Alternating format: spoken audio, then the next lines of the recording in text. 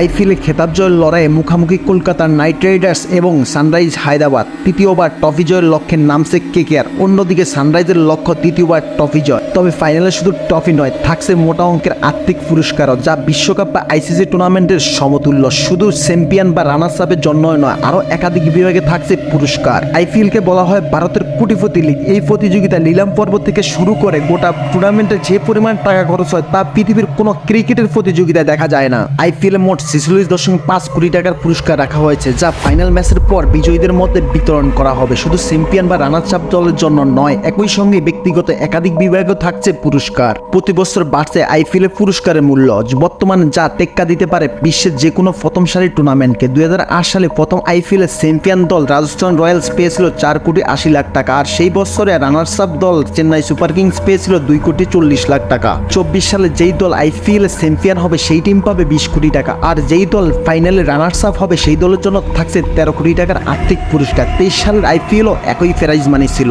আইপিএলের পুরো মৌসুমে সবচেয়ে বেশি রান করা ব্যাটসম্যানকে অরেঞ্জ কাপ পুরস্কার দেওয়া হয়। অরেঞ্জ কাপ বিজয়ীকে দেওয়া হয় 15 লাখ টাকা। এই তালিকা সবার উপরে রয়েছে বিরাট কোহলি। আইপিএল এক মৌসুমে সবচেয়ে বেশি উইকেট নেওয়া বোলার পেয়ে যান পাপল কাপ। এবার পুরস্কার হিসেবে দেওয়া হবে 15 লাখ টাকা। উদীয়মান খেলোয়াড় 20 লাখ টাকা পুরস্কার পাবেন।